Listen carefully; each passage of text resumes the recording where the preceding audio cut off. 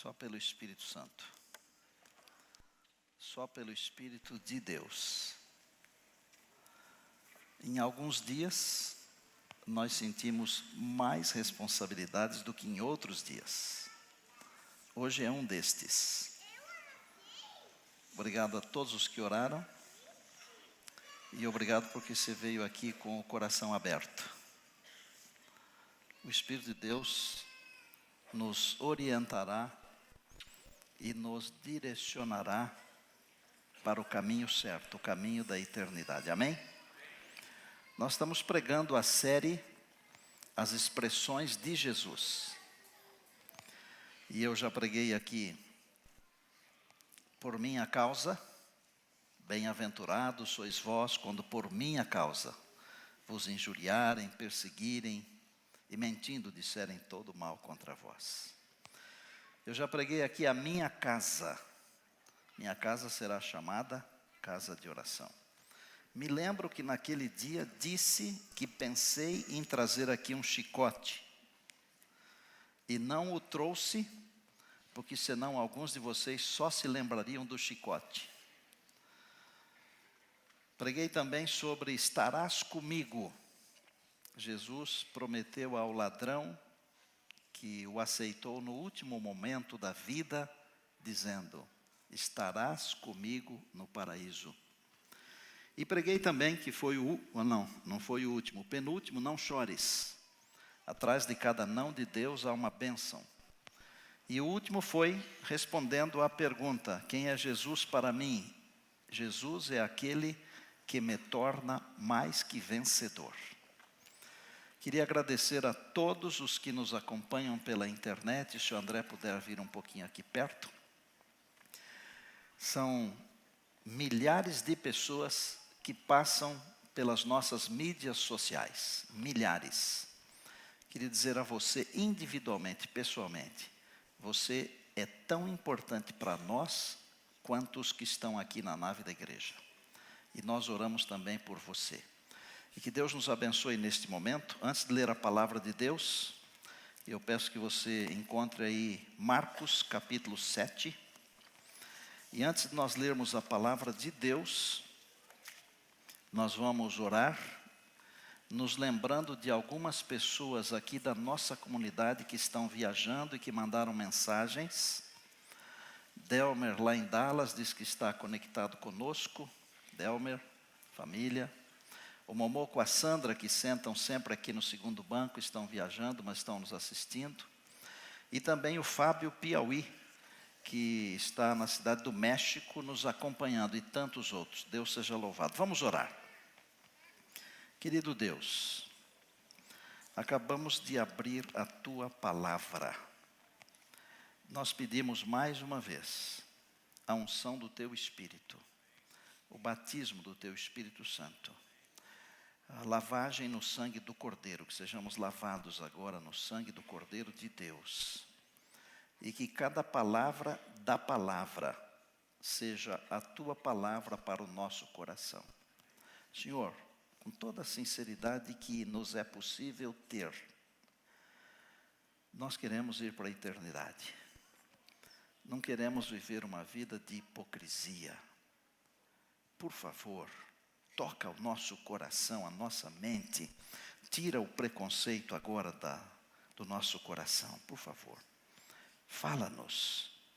Nós imploramos isso por amor daquele que viveu, deu a vida, ressuscitou e por nós voltará.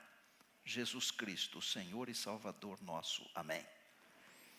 Marcos capítulo 7. Convido você para ler comigo, começando do verso de número 1. Ora, reuniram-se a Jesus os fariseus e alguns escribas, vindos de Jerusalém. Para você saber onde Jesus estava, ele estava em Genezaré. Fica bem longe, mais de 100 quilômetros. Vieram de Jerusalém. E vendo que alguns dos discípulos dele comiam pão com as mãos impuras, isto é, sem lavar, ou por lavar, 3. Pois os fariseus e todos os judeus, observando a tradição dos anciãos, não comem sem lavar cuidadosamente as mãos. Quando voltam da praça, não comem sem se aspergirem. E há muitas outras coisas que receberam para observar, como a lavagem dos corpos, jarros, vasos de metal, camas. Interpelaram-no os fariseus e os escribas: por que não andam os teus discípulos de conformidade com a tradição dos anciãos, mas comem com as mãos por lavar?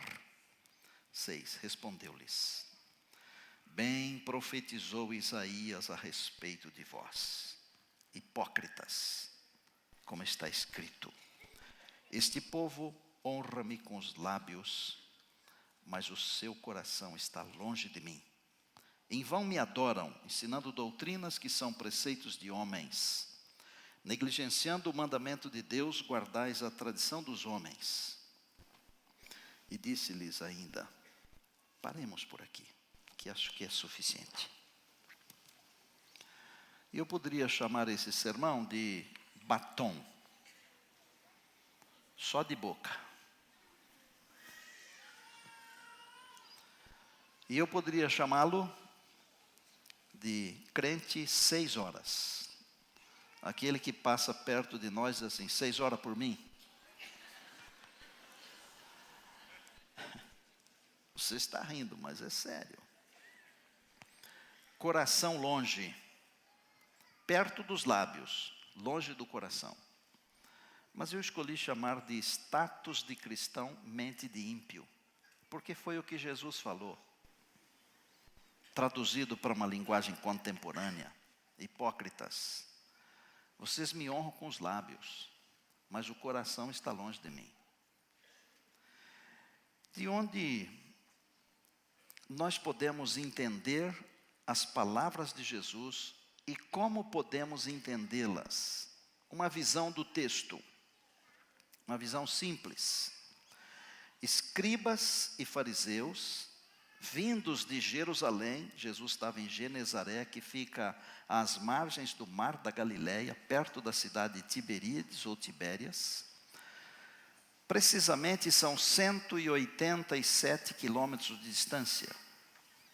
E eles foram de Jerusalém até onde Jesus estava para importunar a Jesus. Os discípulos estavam comendo pão sem lavarem as mãos.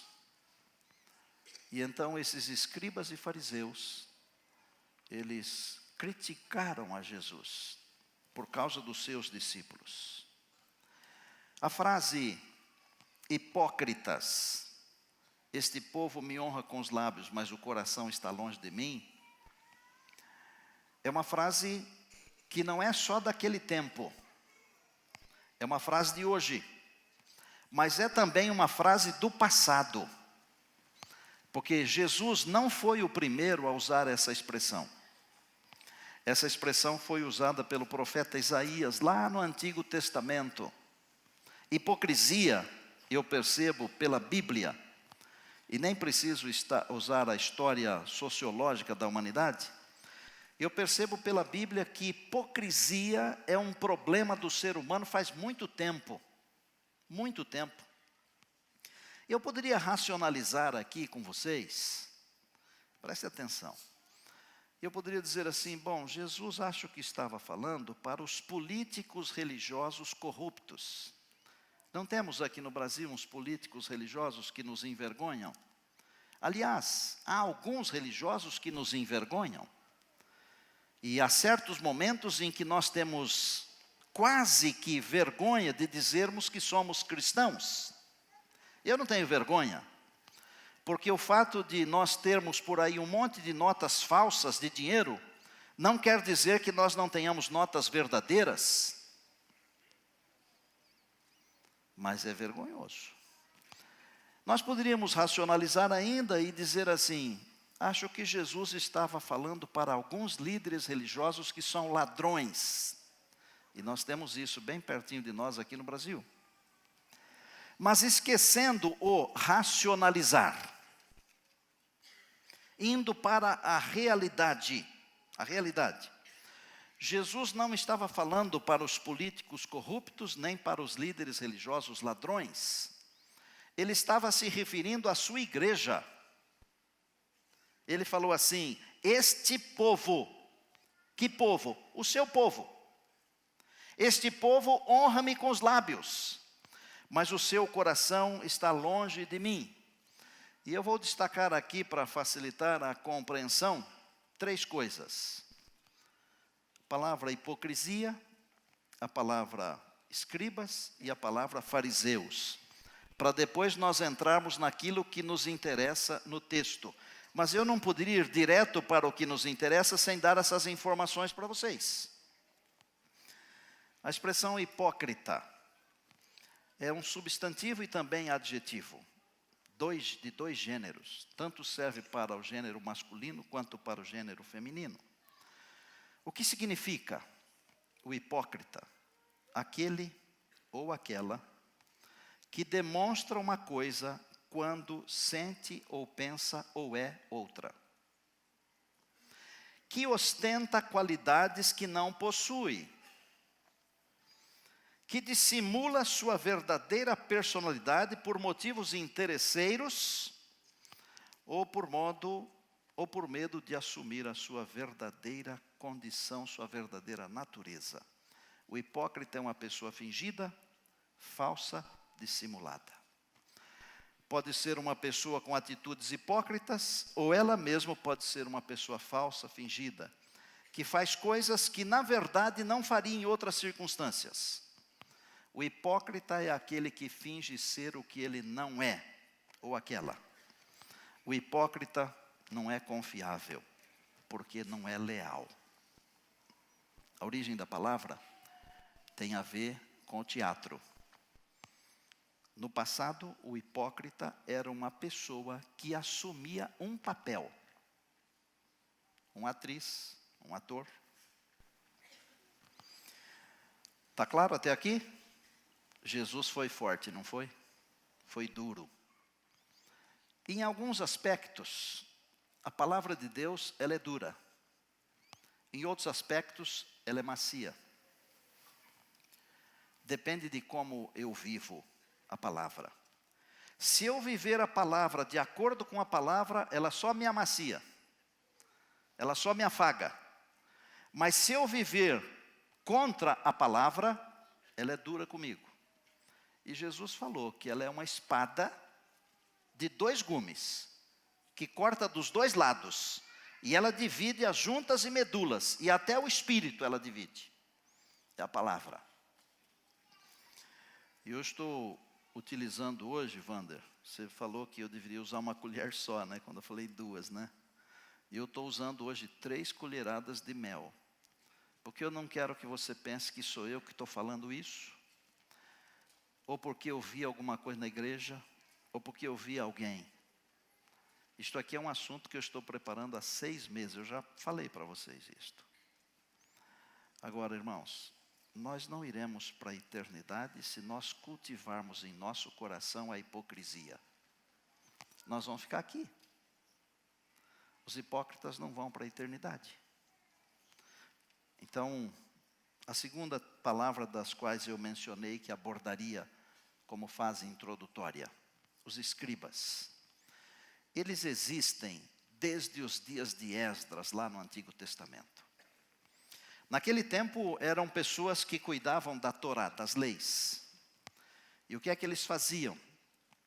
Eles estudavam as leis, viviam de acordo com aquelas leis, e eles juntavam às leis da Torá os princípios da cultura e também do civismo.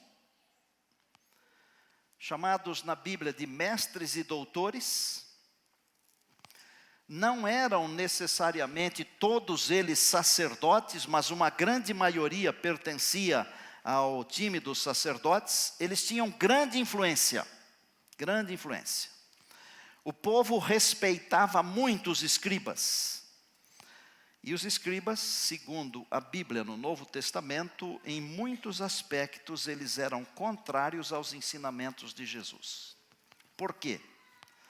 porque eles se apegavam tão plenamente, tão perfeitamente às leis da Torá, que eles perderam de vista o objetivo de muitas daquelas próprias leis.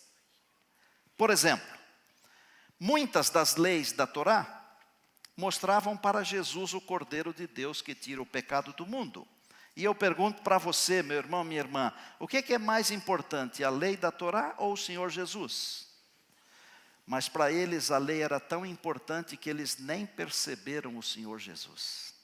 A Bíblia diz em João capítulo 1 e no verso 11, veio para o que era seu, os seus não receberam. Por quê? Porque estavam tão preocupados com a lei em si, que não viram aquele para quem as leis mostravam ou apontavam. Os fariseus, eles pertenciam nos dias de Jesus a uma classe intermediária. Eles eram ultraconservadores, inflexíveis. E eu vou colocar uma outra palavra aqui, fanáticos. Eram uma minoria, mas tinham o apoio do povo também. A seita dos fariseus era muito radical. Eles eram conhecidos por algumas coisas. Primeiro, pela devolução do dízimo. Eles dizimavam vagens, ervas, coisas miúdas, pequenininhas. E quando eles iam ao mercado e eles compravam alguma coisa, de tão restritos que eles eram, pastor Robson, bem-vindo, já fez o seu sermão lá, está aqui conosco de volta, está cuidando dos nossos meninos, estão acampados aí, acantonados. Eles eram tão, assim, fanáticos, que quando compravam alguma coisa no mercado, eles pagavam o dízimo daquilo que compravam, de medo de que o proprietário original não teria devolvido o dízimo. Imaginem. Outra coisa, eles eram muito restritos no quesito de lavar as mãos.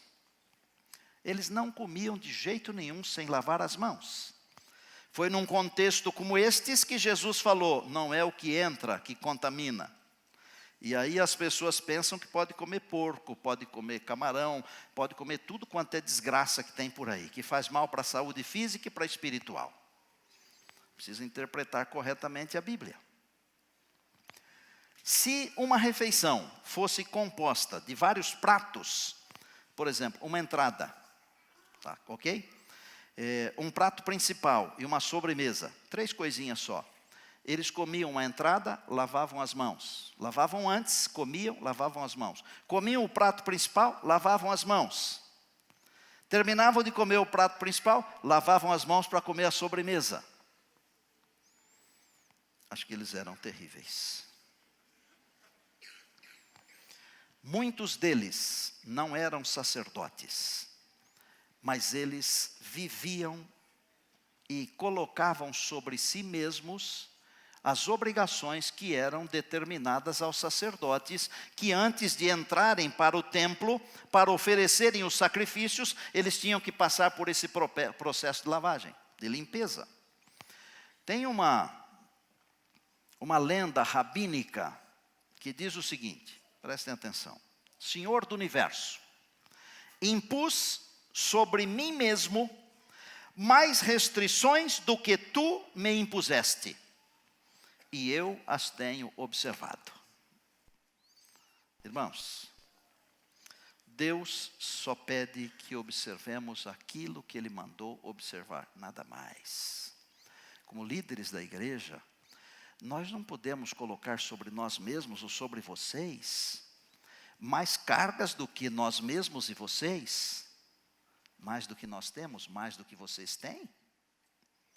Nós não podemos exigir de vocês mais do que Deus exige. Eu não posso exigir de mim mais do que Deus exige de mim. Vocês querem ver o que é um hipócrita de verdade? Leiam a parábola que Jesus contou, que está em Lucas, no capítulo 18, dos versos 9 a 14. Eu não vou lê-la agora, mas eu posso mencionar para vocês. Jesus contou uma história de 2 homens que foram orar no templo. Um chegou no templo e falou assim, Senhor, eu sou o cara, eu sou bom, eu jejuo tantas vezes por semana, eu devolvo o dízimo, eu faço as minhas orações, eu sou bom. Um outro, coitadinho, não conseguiu chegar pertinho, ficou lá de longe, inclinou a cabeça assim e falou: Senhor, tem misericórdia de mim, que eu sou um pobre pecador. A Bíblia diz que era um fariseu e um publicano, um pecador. E a Bíblia diz assim: quem saiu justificado para sua casa? O pecador. Fariseu é aquele que se julga melhor do que o outro. É aquela que se julga melhor do que a outra. Eu vou dizer uma frase aqui. E uma irmã desta igreja falou para mim faz umas 3, 4 semanas. E ela está aqui. Falou assim: pastor, até um dia desses eu pensava que só adventista ia se salvar. Você lembra disso que você me falou? Há muitos adventistas do 7º dia que não passam de fariseus. Não é só você que vai se salvar. Porque Deus tem pessoas fiéis em todos os lugares. Todos os lugares. Se você pensa assim, você faz parte dos fariseus, da hipocrisia. Ele se preocupava com as leis cerimoniais. Muitas delas, ou quase todas elas, apontavam para Jesus, o Cordeiro de Deus, que tira o pecado do mundo. E Jesus é o foco, Jesus é o ponto, Jesus é a essência. Honrar com os lábios, se o coração está longe de Deus, é hipocrisia. Deus vê o coração, Deus não vê o exterior. Lembram quando Samuel foi procurar ungir o rei para Israel? Davi. O Senhor falou para ele assim: Samuel, o Senhor não vê como o homem vê. O homem vê a aparência, mas o Senhor vê o coração. 1 Samuel 16, 17. Davi finalmente foi chamado de o homem segundo o coração de Deus. Atos 13, 22. Nem a sua família acreditava nele. Porque quando Samuel foi visitar o Jessé, ele mostrou todos os filhos. E o Deus falou assim: não é nenhum desses aí não. Aí o profeta falou assim: e daí tem mais um? Ah, tem um porqueirinha lá, um miquinho, um pequeno. Está lá no campo. E quando Samuel se aproximou, Deus falou: é ele. Deus não vê como o homem vê.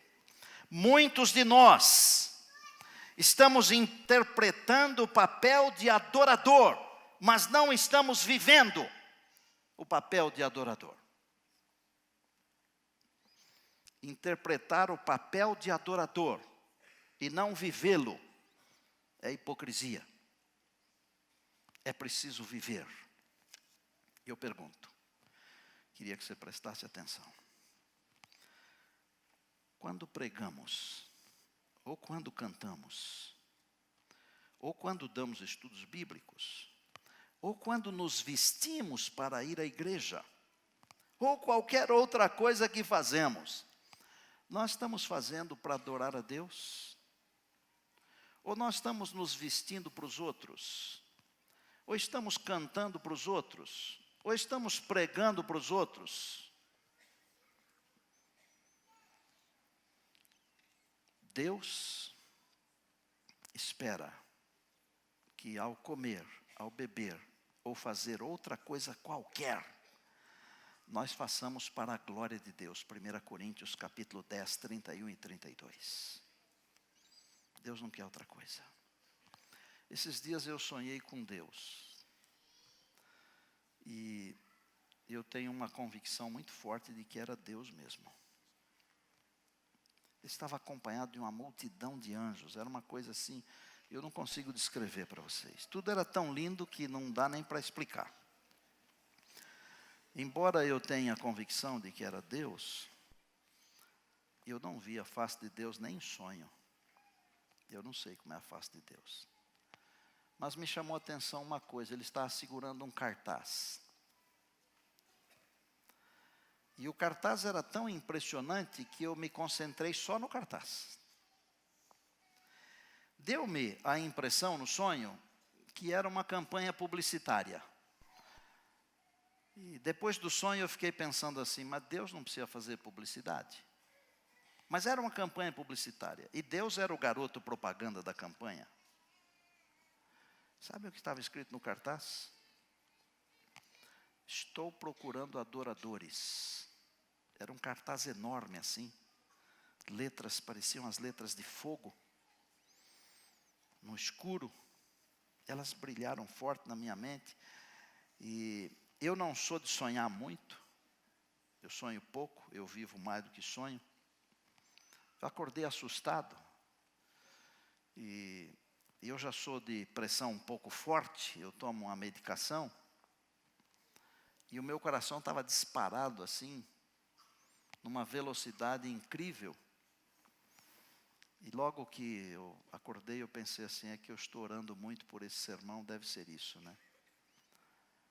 Mas Deus está procurando adoradores. Deus está procurando adoradores aqui dentro da igreja do NASP. Deus está procurando adoradores aí que acompanham pela internet. Deus está procurando adoradores. Que tipo de adoradores somos nós? Quando Jesus se encontrou com a samaritana lá junto ao poço de Sicar, está em João no capítulo 4, no verso 23, ele explicou que tipo de adorador ele está procurando. Ele diz assim, mas vem a hora, e já chegou, em que os verdadeiros adoradores adorarão ao Pai em espírito e em verdade. Se quando Jesus aqui andou há mais ou menos 2000 anos, já havia chegado a hora em que Deus estava procurando adoradores que o adorassem em espírito e em verdade, professor Lee, o que é que nós diríamos hoje? Que nós estamos 2000 anos mais perto da volta de Jesus. Vou perguntar, em que nós pensamos enquanto cantamos aqui na igreja? O que é que nós pensamos? Estava comentando com a Mari que algumas coisas ficam na cabeça da gente, né? Quando nós tivemos a semana de oração aqui sobre Cristo, aquela música que nós cantamos todos os dias, todas as noites, Cristo é amigo, Cristo é irmão, essa música ficou me perseguindo. Era uma perseguição assim, imbatível, uma marcação no meio de campo. E toda hora eu assoviava a música, eu me lembrava da música, do hino. Alguém me entregou um pensamento. Deus se incomoda mais com a hipocrisia dos santos do que com a sinceridade dos pecadores. Em que pensamos nós enquanto cantamos? Ah, pastor, nós temos muita coisa para pensar. Eu também tenho. Todos nós temos. Em que pensamos enquanto estamos lendo a Bíblia, a palavra de Deus? Em que pensamos? Onde navegam os nossos pensamentos enquanto estamos aqui na igreja? Irmãos, o tempo está passando rapidamente e a Bíblia diz assim, e nós voamos. Não é assim que a Bíblia diz? Jesus virá como ladrão de noite. Eu tenho que estar preparado hoje, porque eu não sei quando será o dia da volta de Jesus. Não é compatível dizer que está indo para a eternidade. Não é compatível dizer que está indo para a eternidade, enquanto o mundo está dentro do coração. Não é compatível. Não é compatível dizer que é cristão se o coração está longe de Deus.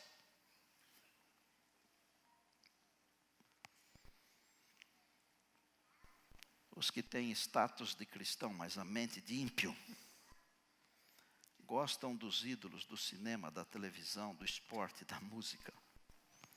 Vivem para si mesmos. Supervalorizam navegar. A onda agora é seguir blogueiras, né? Blogueiros, youtubers. Daqui uns dias tem outras ondas. Mas há uma outra onda. Os que têm Status de cristão e mente de ímpio são aqueles que deixam as coisas de Deus em segundo plano. Vocês já ouviram contar a lenda da caverna? São duas, na verdade, né? Uma delas é aquela de que o indivíduo, quando sai de lá, está tão acostumado com a escuridão que toma um choque quando vê a luz. A outra que eu vou contar é de uma mulher humilde que, passando em frente a uma caverna, é lenda, tá? Ouviu uma voz: pode entrar, pegue tudo o que você quiser, mas você tem pouco tempo. Ela estava com uma criança pequena nos braços. Ela entrou. E ao entrar ouviu a voz: você tem 5 minutos. E ela viu umas vitrines assim, tipo umas que nós vemos nos shoppings por aí, né? Tem umas coisas lindas nas vitrines, né? Maravilhosas. Eu também fico encantado com elas. Não são só as mulheres. Nós homens também gostamos de coisas lindas. E ela começou a pegar joias, coisas lindas. Mas de repente descobriu que com uma mão só não podia pegar muita coisa, então colocou a criança num lugarzinho ali, o bebê. E a voz falou assim: você tem 2 minutos. E ela continuou juntando as coisas. Estava quase que com os braços completamente tomados, e a voz diz assim: são 30 segundos, e a porta vai se fechar para sempre. E ela conseguiu ainda juntar mais algumas coisas, e a contagem regressiva: 10, 9, 8, 7. E ela saiu correndo da caverna, e a porta se fechou para sempre. Ela com os braços cheios de coisas. E ela se lembrou que a criança havia ficado lá dentro.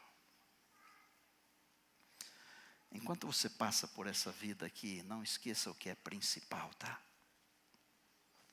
Seja cristão de verdade. Eu tenho um problema com cinema. Eu acho que eu sou antigo.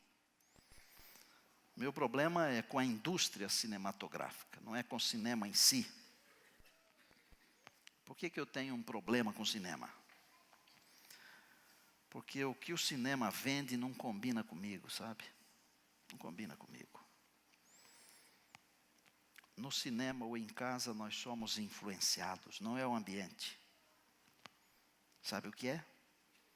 Eu não posso financiar o reino de Satanás. Não posso. Eu não posso me posicionar do lado de Satanás. E se você vive assistindo a tudo quanto é filme aí, se você vive indo ao cinema, com sinceridade de todo o meu coração, você está financiando o reino de Satanás. Eu não estou chamando você de hipócrita, hein? Porque o único que tem direito de falar isso é Jesus. Porque Ele deu a vida por você. Mas se Ele estiver lhe chamando, é um problema seu e dele, não é meu. Eu não posso financiar o reino de Satanás, eu tenho que financiar o reino de Deus, gente. Você pode me perguntar assim: você já foi ao cinema? E eu vou dizer que fui ao cinema uma vez. Sabe quando eu fui ao cinema? Quando eu me formei no ensino fundamental, ensino depois do fundamental, 1ª a 4ª série naquele tempo.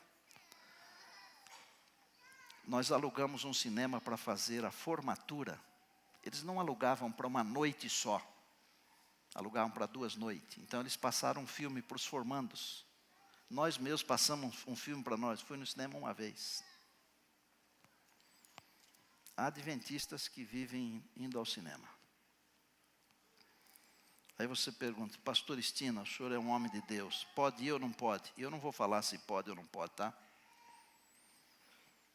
Mas eu vou radicalizar um momento, para responder a pergunta de um outro jeito.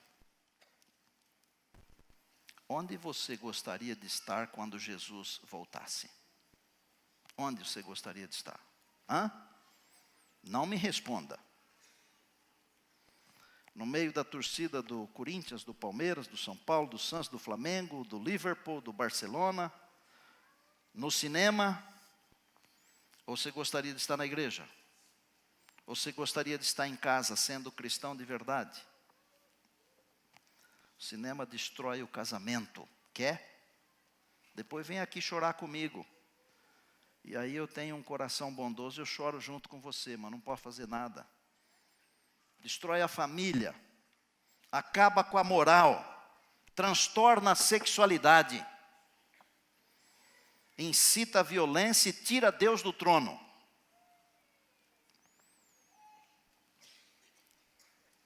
Falei de um item, e eu poderia falar de uns 10. Captou? Muitos cristãos modernos são só status de cristão. Durante a semana fazem tudo que os que não são cristãos fazem. E aí no sábado viram santos. Tomara que Jesus venha num sábado. Aleluia. Quer ver se uma pessoa é cristã de verdade? Se é cristão de verdade?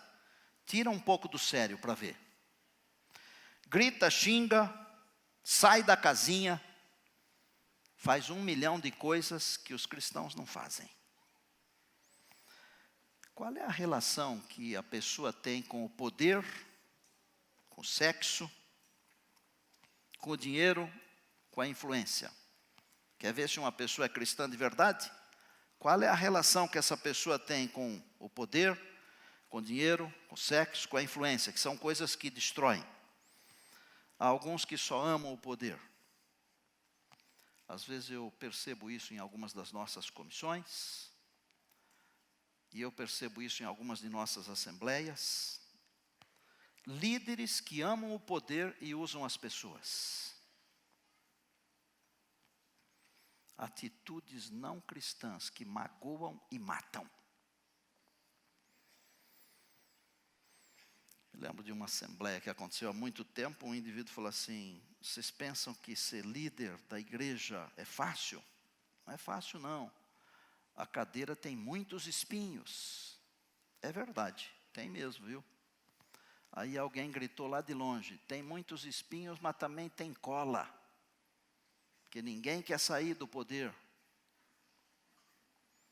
Hoje se tornou comum roubar. É comum roubar. Vou tirar o roubar e colocar uma outra expressão: apropriar-se indevidamente. É mais suave, é o mel do pastor Estina. Se tornou comum jogar lixo em qualquer lugar. E eu vou falar uma coisa aqui: quando você joga um papel de bala na rua, ou alguém joga um toco de cigarro na rua, está jogando no próprio tapete da sua casa, sabia? Pastor, o que tem a ver isso com o cristianismo? Tem tudo a ver com o cristianismo. Tudo a ver. Hoje se tornou comum envolver-se em corrupção. É comum. Usar de má fé no trabalho, nos negócios. Passar os outros para trás. É comum.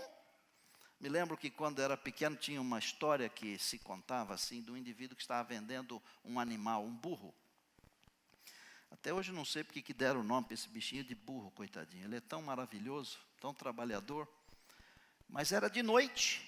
O comprador chegou e o vendedor falou assim: pode examinar o animal. E se ele tiver algum problema, está na vista. Era de noite, mas o animal era cego. Mas ele falou, não falou? Se tiver algum problema, está na vista. Hoje é muito comum enganar os outros, passar os outros para trás. O que é um hipócrita? Hipócrita é um falso. Irmãos, embora nós estejamos vivendo no meio da corrupção, no meio da mentira, no meio da maldade, da desonestidade, da falta de caráter, o verdadeiro cristão não joga o jogo que o mundo joga. Jesus, em sua oração sacerdotal, está em João no capítulo 17, ele falou para o Pai assim: meu Pai, não peço que os tires do mundo, mas que os livres do mal. Eles não são do mundo, como eu do mundo também não sou. Gente, nós somos estrangeiros aqui, nós somos peregrinos aqui. Nós não podemos nos conformar com esse mundo aqui. Nós não podemos deixar o mundo entrar aqui dentro, nem aqui dentro. Estamos no mundo, mas não somos do mundo. Por isso o mundo não pode estar dentro de nós. Algumas pessoas mudam de lugar, mas elas levam o lugar junto, não é? A pessoa se torna diferente, mas ela continua levando junto aquilo que ela era antes. Pessoas que deixaram o mundo se tornaram cristãs, mas continuam levando o mundo dentro da sua mente, dentro do seu coração. Não é possível viver os dois mundos. 1 João 2, 15 a 17. Não ameis o mundo, nem as coisas que há no mundo. Se alguém amar o mundo, o amor do Pai não está nele. Porque tudo que há no mundo, a concupiscência da carne, a concupiscência dos olhos, a soberba da vida, não procede do Pai, mas procede do mundo. Ora, o mundo passa bem como a sua concupiscência. Aquele, porém, que faz a vontade de Deus, permanece para sempre. E você, quer passar junto com o mundo ou quer permanecer para sempre? E eu, quero passar junto com o mundo ou permanecer para sempre? O apóstolo Paulo faz um apelo para mim e para você. Romanos 12, 1 e 2. Rogo-vos, pois, irmãos, que não vos conformeis com este mundo, mas transformai-vos pela renovação da vossa mente, para que experimenteis qual seja a boa, a perfeita e agradável vontade de Deus. Aleluia. Vou dar uma sugestão aqui. Corte as raízes.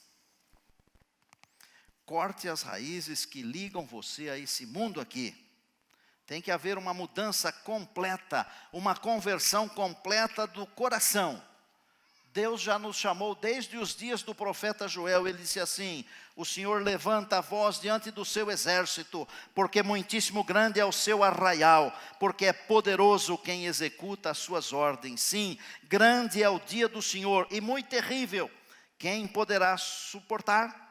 Ainda assim, agora mesmo o Senhor diz: convertei-vos a mim de todo o vosso coração, e isso com jejuns, com choro e com pranto. Rasgai o vosso coração e não as vossas vestes. Convertei-vos ao Senhor vosso Deus, porque Ele é misericordioso e compassivo. Joel 2, 11 a 13. Ele é tardio em irar-se, grande em benignidade e se arrepende do mal. E Paulo, em 1 Coríntios 2, ele fala assim: ora, o homem natural não aceita as coisas do Espírito de Deus, porque lhes são loucura, e não pode entendê-las, porque elas se discernem espiritualmente. Porém, o homem espiritual julga todas as coisas, mesmo ele não é julgado. Pois quem conheceu a mente do Senhor, que o possa instruir? E ele conclui o pensamento dizendo assim: nós, porém, temos a mente de Cristo. Quer resolver o problema? Tem que ter a mente de Cristo. Se não tiver a mente de Cristo, o mundo vai continuar dentro de você. Sabe por quê? Porque os apelos, eles são muito mais fortes do que o apelo de qualquer sermão já pregado ou que se possa pregar. O mundo apela todos os dias com as propagandas. E às vezes você está quietinho no seu canto lá procurando alguma coisa, e de repente aparece na tela do seu aparelho um convite de uma coisa que é bem do mundo, não tem nada a ver com Deus. Já viram isso ou não? Todo dia acontece isso. E se você não tem a mente de Cristo, você é tentado a ver o que é que aquela propaganda está vendendo para você. É o capeta vindo pelas ondas. É o capeta vindo pelas mídias, querendo levar você para o inferno. Seja cristão de verdade. Não tenha só o status de cristão. Vocês gostaram da música que os meninos cantaram aqui no começo? Não foi linda? Vocês poderiam ajudar o velhinho aqui? Venham aqui.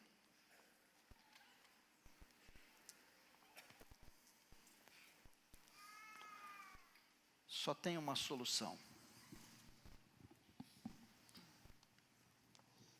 Eu tenho que permitir que o Senhor controle isso aqui, ó. Isso aqui, ó. Porque eu não posso controlar isso aqui, nem isso aqui. Eu já li na Bíblia. E a Bíblia diz assim: enganoso é o coração, a mente do homem. Quem é que pode controlar esse bicho? Deus pode. Jesus pode. Amados, não fiquem aborrecidos comigo, não. Agradeçam a Deus. Deus está nos chamando porque Ele nos quer junto dEle. Só isso. Não naveguem nas ondas do mundo. Naveguem nos braços do Senhor Jesus. Quem navega nas ondas do mundo vai ser destruído junto com o mundo. Mas quem navega nos braços do Senhor Jesus vai subir com Ele para a eternidade. E vai viver com Ele para todo sempre. Seja um cristão de verdade. Deus falou com você hoje? Não responda não. Deus mexeu com você hoje? Deus chamou sua atenção, deu uma balançada? Eu estou sendo sacudido há 6 meses. Eu estou sendo sacudido há 6 meses. Por causa disso. Quero fazer uma prece especial. E se tiver alguém assim muito especial, que queira se levantar e vir aqui perto do altar de Deus, pode vir. André, vem aqui perto você também. E se você estiver acompanhando a gente agora, e você quiser falar para Deus assim: Senhor, eu não quero navegar nas ondas do mundo, não. Eu quero navegar nos braços de Jesus. Faça alguma coisa aí para Deus perceber que você está tomando uma decisão. Quantos meninos cantam, dê uma chance para o Senhor Jesus? Dê essa chance. O maior abençoado será você, a maior abençoada será você. Louvado seja o nome de Deus. Obrigado.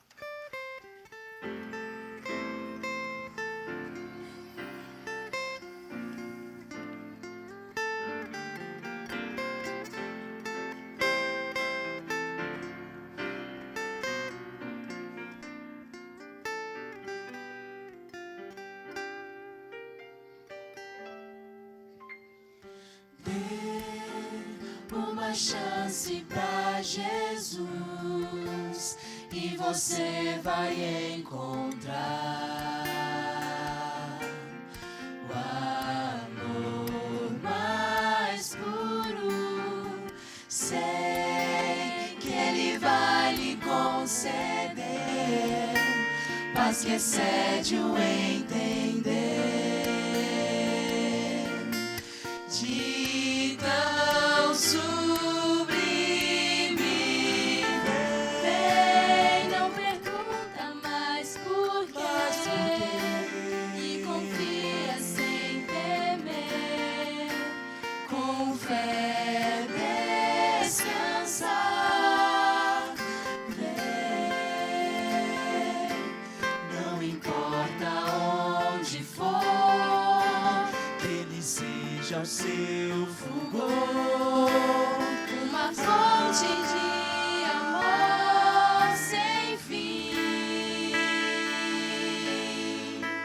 É preciso definir, escolher a quem servir.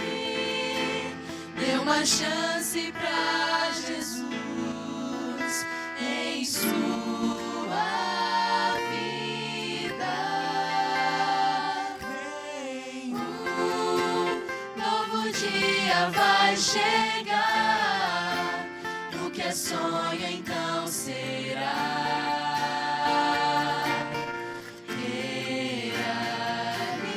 realidade.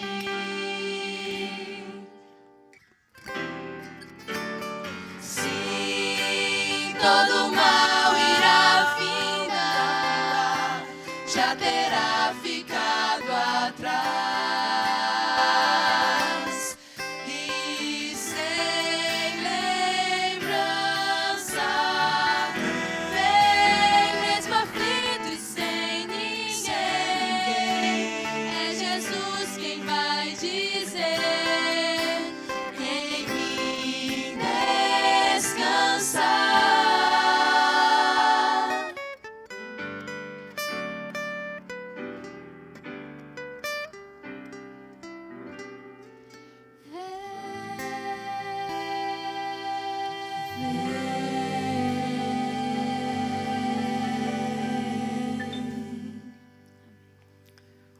obrigado.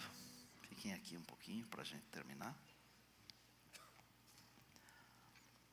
Nos dias de Josué, esse problema já existia. Faz tempo. Josué chamou o povo. Ele falou assim: vocês podem escolher quem vocês quiserem. Eu vou dizer isso para vocês. Vocês podem escolher servir a quem vocês quiserem. Vocês são livres.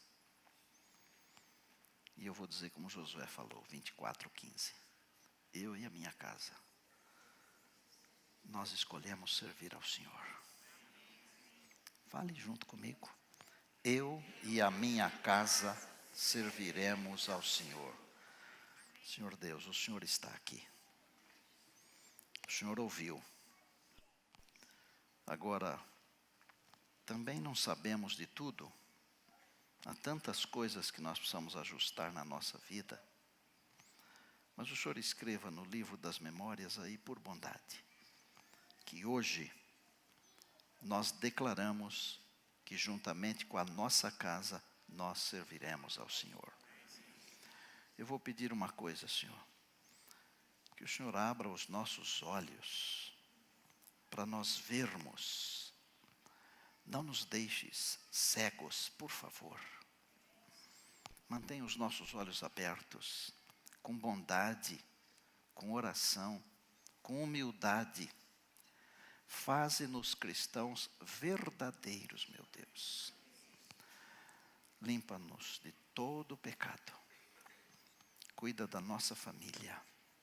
Cuida da nossa igreja. E quando Jesus vier, que nenhum de nós falte. Oramos em Cristo, agradecidos. Amém.